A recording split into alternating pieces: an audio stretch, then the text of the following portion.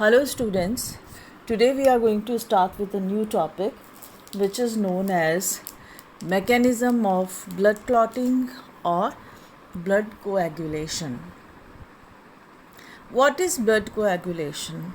Blood coagulation refers to the process of forming a clot to stop bleeding.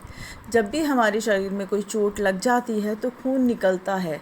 उस खून को रोकने के लिए जो क्लॉट बनता है उस क्लॉट के फॉर्मेशन को ब्लड क्लॉटिंग या ब्लड कोएगुलेशन कहते हैं, जिससे अब हमारी बॉडी का ब्लड लॉस रुक जाए, क्योंकि अगर कंटिन्यूस ब्लड लॉस होगा तो डेथ हो जाएगी. Coagulation is a complicated subject but I have greatly simplified here for your understanding. बहुत कॉम्प्लिकेटेड प्रोसेस है, इसमें बहुत सारे फैक्टर्स इन्वॉल्व होते हैं, पर मैंने एक कैस्केड बनाकर और कुछ डायग्राम्स बनाकर आपको इसे समझाने की कोशिश करी है.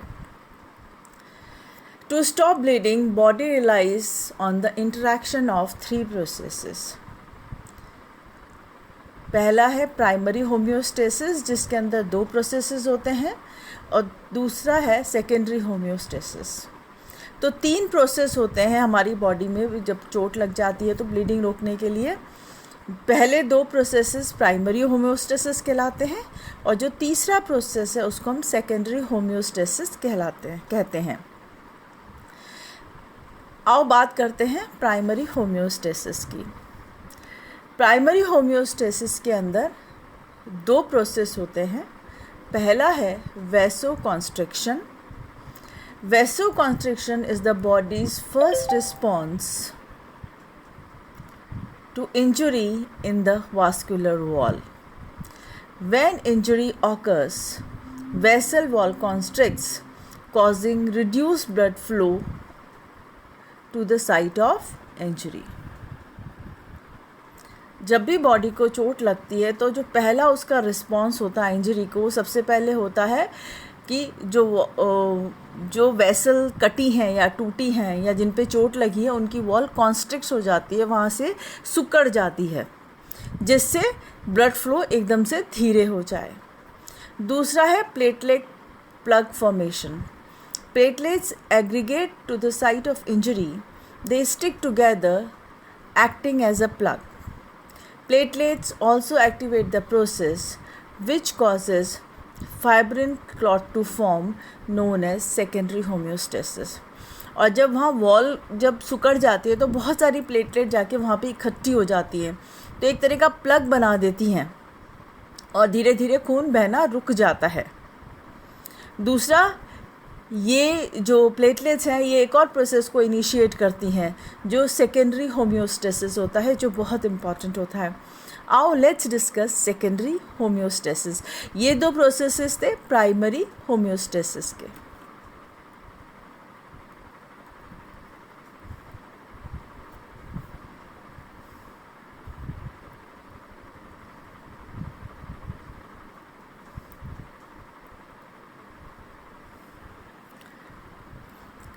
Platelets alone are not enough to secure damage in the vessel wall. A clot must form at the site of injury. The formation of clot depends upon several substances that are known as clotting factors.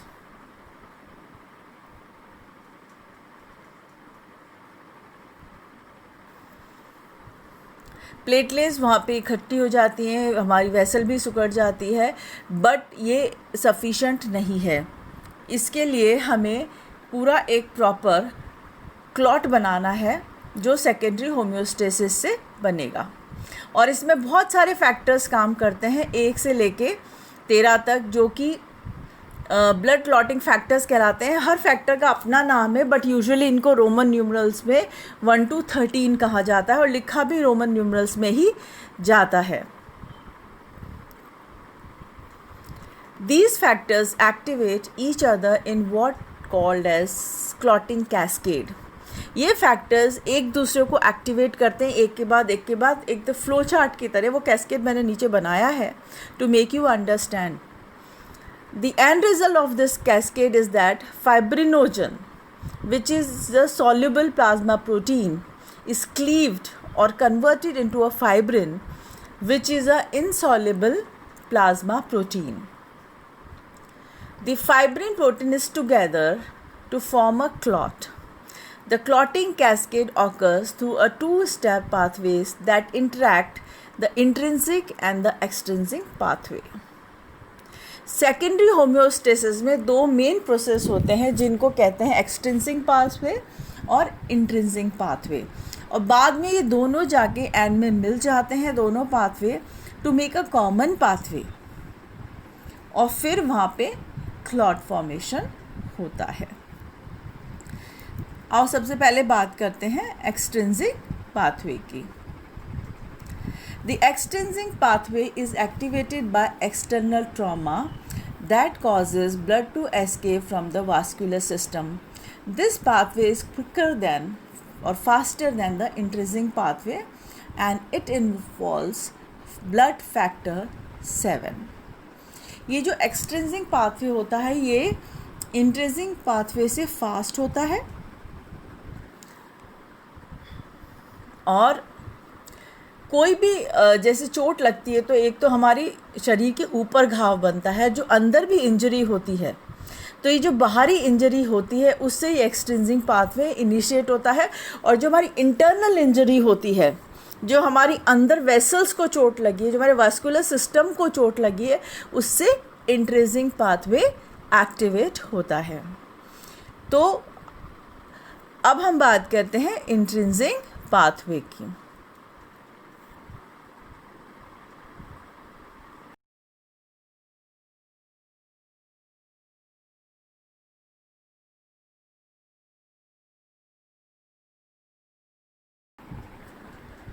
The intrinsic pathway is activated by trauma inside the vascular system. It is activated by platelets, exposed endothelium, chemicals, or collagen. This pathway is slower than the extrinsic pathway, but very, very important. It involves factor 12, 11, 9, and 8. ये जो हमारा intrinsic pathway है ये हमारी जब internal vascular system को चोट लगती है तब एक्टिवेट होता है. किन चीज़ों से एक्टिवेट होता है? एंडोथीलियम जब एक्सपोज हो जाता है, प्लेटलेट्स होती हैं, और कोलेजन होता है. ये पाथवे एक्सट्रिंसिक पाथवे से धीरे होता है. अब बात करते हैं कॉमन पाथवे की. Both the pathways meet and finish the pathway of clot production in which what is known as common pathway. Common pathway involves factor 1, 2, 5 and 10. तो ये जो दोनों एक्सट्रिंसिक और इंट्रिंसिक पाथवे हैं ये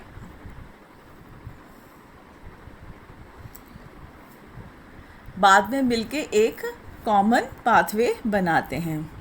now let's discuss this cascade of coagulation.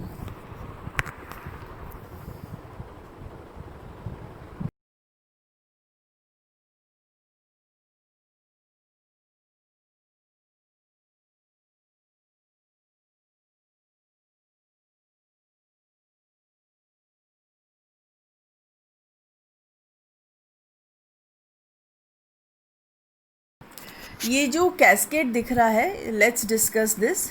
सबसे पहले body को चोट लगती है तो we get the damaged vessel. इससे इमीडिएटली दो सिस्टम एक्टिवेट हो रहे हैं. One is intrinsic system, second is extrinsic system. तो पहले हम एक्सट्रिंसिक सिस्टम की बात करते हैं. यह जैसे ये कैसे एक्टिवेट होता है? जब ब्लड हमारी वेसल से बाहर आने लगता है, ये क्या करेगा? ये डैमेज टिश्यू और वेसल्स को कॉन्ट्रैक्ट करेगा and it will release phospholipoproteins and organelle membrane and derive tissue thromboplastin.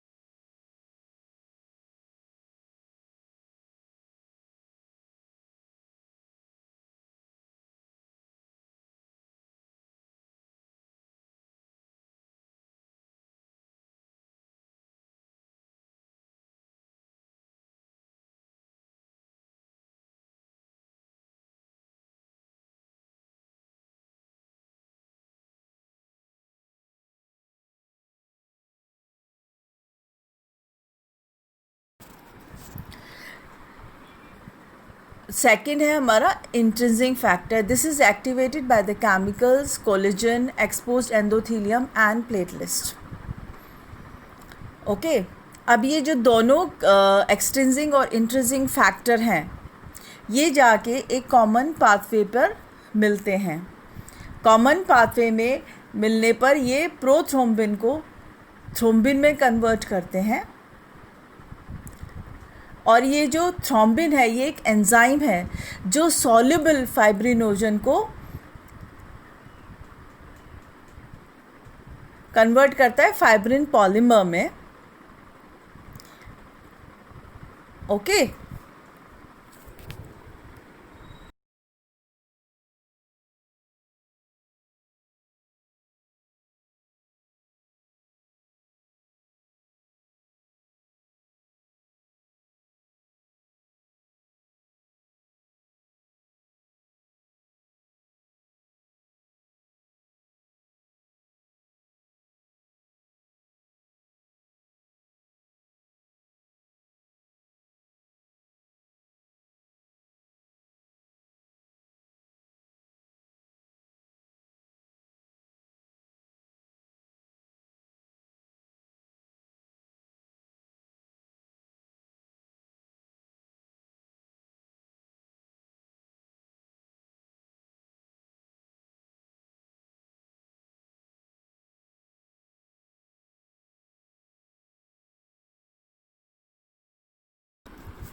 और ये जो फाइब्रिन पॉलीमर है ये स्टेबल, ये फाइब्रिन सॉल्युबल फाइब्रिन पॉलीमर है, ये स्टेबल फाइब्रिन पॉलीमर में कन्वर्ट हो जाएगा विच इज़ इनसॉल्युबल. पहला वाला सॉल्युबल था, दूसरा वाला इनसॉल्युबल था. ओके, जब ये बन जाएगा तो ये एक प्लग फॉर्मेशन कर देगा. अब थोड़ा सा मैंने एक समरी लिखी है just to make you understand कि ब्लड क्लॉटिंग के स्टेप्स क्या हैं. पहले prothrombinase converts prothrombin which is a protein into a thrombin which is an enzyme. Okay, prothrombinase converts prothrombin which is a protein to a thrombin which is active enzyme. This thrombin converts fibrinogen into fibrin which is insoluble. Okay, जब ये insoluble fibrin बन जाएगा तो they will be a plug formation. अब ये जो प्रोथ्रोम्बिनेस है ये दो तरीके से बनता है. फिर वही बात आ जाती है, एक्सट्रिंसिक पाथवे और इंट्रिंसिक पाथवे से प्रोथ्रोम्बिनेस बनता है. तो ये सारा एक कोरिलेटेड कैस्केड है जिसका फाइनली एंड प्रोडक्ट होगा formation of a clot. So the blood getting outside the body is stopped and person life is saved.